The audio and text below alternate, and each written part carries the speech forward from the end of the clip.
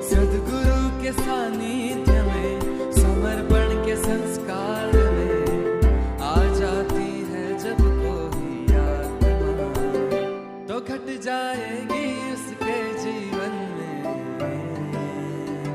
अनुभूतियाँ, अनुभूतियाँ, अनुभूतियाँ, अनुभूतियाँ।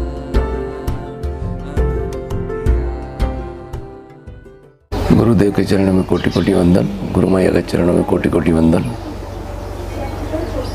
मैं रमेश लिंबानी बेंगलोर से। मैं 2010 में समर्पण में जुड़ा। मेरी ध्यान करने की इच्छा थी, लेकिन मैं समर्पण में नहीं आ पा रहा था। मैं आर्य समाज के अंदर आता जाता रहता था और घर पे रोज़ सुबह यज्ञ करता था। यज्ञ करने के बाद में मैं 5 मिनट आँख बंद करके जो बैठता था, वो बैठने में मेरे को एक अलग ही आनंद आता था। समर्पण में आचार्य थे, उसको मैंने बात की। उन्होंने मेरे को बताया आप इसमें आइए। तो मैंने बोला मेरी शुद्ध इच्छा है एक बार, लेकिन परमात्मा की जब इच्छा होगी उस समय मैं आऊँगा। लेकिन बहुत समय तक मैं समर्पण में नहीं आया। अचानक एक बार मेरे घर पे मेरी पत्नी और मेरे बेटे मेरे से 2 साल पहले जुड़े हुए थे, तो उन्होंने शिविर रखी। उस समय मैंने उसको बताया कि मैं 8-8 दिन तक ये शिविर में समय नहीं दे पाता। मैं पहले दिन आपके साथ बैठूंगा, आपको सब व्यवस्था करके दूंगा, लेकिन 8 दिन तक मैं नहीं बैठ पाऊंगा। तो उन्होंने बोला ठीक है, पहले दिन तो बैठो। मैं जैसे ही पहले दिन बैठा, और पहले दिन मेरे को इतना अच्छा लगा कि गुरुदेव ने जो शब्द बोले आज भी मेरे कान के अंदर वो गूंज रहे हैं। उन्होंने बताया कि आपको कुछ नहीं छोड़ना है, परिवार नहीं छोड़ना है, बाल बच्चे नहीं छोड़ना है, पति पत्नी नहीं छोड़ना है, व्यवसाय नहीं छोड़ना है, जैसे भी हो वैसे रहो। तो जो भी आपके अंदर बुरे लक्षण होंगे वो खुद ब खुद छूट जाएंगे। ये शब्द मेरे कान के अंदर ऐसे दिमाग में फिट हो गए। मैंने बोला कि चलो मेरी ऑफिस भी एक तरफ, मेरा व्यवसाय भी एक तरफ, अब मेरे को 8 दिन शिविर करना है। मैंने 8 दिन शिविर किया, और उस समय 2010 के अंदर कच्छ के अंदर आश्रम के लिए ज़मीन ली गई थी। तो उस समय ज़मीन के लिए छोटे से छोटे इंसान को भी जोड़ने के लिए उसमें कुछ अनुदान रखा गया था कि इसमें छोटा भी इंसान जुड़ सके, इसलिए 150 रुपया 1 मीटर का रखा गया था। मेरी हैसियत नहीं थी देने की, लेकिन उस समय मैंने 600 रुपया दिया, मेरे लिए बहुत था। लेकिन मेरा चित्त नहीं था वो 600 रुपये देने के बाद में भी। फिर 6 महीने के बाद में जब ये मैंने शिविर किया, उसके 6 महीने के बाद में मेरे को परमात्मा ने इतना सारा दिया, लेकिन मैं अपेक्षा से नहीं जुड़ा था, कोई अपेक्षा, क्योंकि मेरे को जो यज्ञ करता था उसमें मुझे मज़ा आता था। ये मज़ा लेने के लिए मैं समर्पण में आया, और जो मेरी हैसियत नहीं थी, हैसियत से ज़्यादा गुरु शक्तियों ने मेरे को वापस दे दिया। तो मेरे को बाद में पता चला कि गुरु शक्तियाँ बोलती है ना कि आप जितना भी देते हो, 1 रुपया भी अगर दिया तो गुरु शक्तियाँ वो नहीं रखती, हज़ारों गुना आपको वापस दे देती है। तो मेरे साथ ऐसा ही कुछ हुआ। बिना अपेक्षा से मैं ध्यान करता था, बिना अपेक्षा से मैं जुड़ा, तो गुरु शक्तियों ने अभी मेरे को करोड़ों के रूप में दे दिया। एक बार मेरे बेटे ने मेरे से मांगा था 50,000, लेकिन मैं नहीं दे पाया उसको। मैंने बोला बेटे मेरे पास तो 5,000 देने की हैसियत भी मेरे पास नहीं है तेरे को देने के लिए। लेकिन अब जब गुरु शक्तियों ने दिया है तो करोड़ों के रूप में दे दिया। वो मेरे बच्चे अभी महसूस कर रहे हैं। उसके बाद गुरु शक्तिधाम बनने जा रहा था नया कच्छ के अंदर। उस समय एक कार्यक्रम रखा गया था, खुशियों का मेला। उसके अंदर तय किया गया छोटे से छोटे इंसान को जोड़ने के लिए, और उसमें एक पत्थर का 500 रुपया रखा गया। मैंने 101 पत्थर लिखवाए और फिर ट्रस्टी वगैरह की संडे को मीटिंग थी आश्रम में ही, मैं उस समय आश्रम में ही था। तो मेरे को अंदर से ऐसी प्रेरणा जागी कि 101 पत्थर मेरे लिए अभी कुछ नहीं है, क्योंकि मेरे पास कुछ था नहीं और ये गुरु शक्तियों ने दिया है, तो जो है वो गुरु शक्तियों का है, मेरा कुछ है ही नहीं। तो मेरे को ऐसा अंदर से ही लगा कि चलो 1000 पत्थर लिखवा दिया जाए।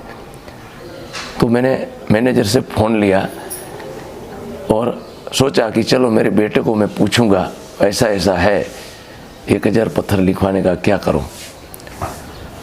तो अचानक मेरे को ध्यान में आया कि मैं स्त्री शक्ति का उपयोग करूं। मैंने मेरी पत्नी को फ़ोन किया और मेरी पत्नी को बोला कि ऐसा ऐसा है, 1001 पत्थर लिखवाने की मेरी इच्छा हो रही है, क्या करूं। तो उन्होंने बोला कितने रुपये होंगे।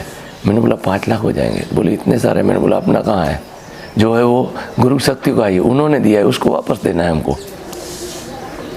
तो बोले ठीक है, मैं आराम से पूछ के बताऊंगी। मैंने आराम से नहीं, मेरे को कल जवाब देना है, तो आज ही रात को पूछ ले बच्चों को और फिर मेरे को बता।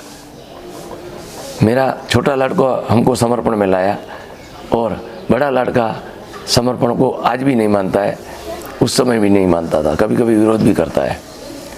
और हमारा जो संचालन है वो बड़े बेटे के हाथ में है। तो मैंने मेरी पत्नी को बताया कि ये तू लड़कों को पूछ के मेरे को बता। और उसी दिन शाम के 6 बजे के ध्यान में मैं जब मंगल मूर्ति के सामने गया तो मैंने ध्यान नहीं किया।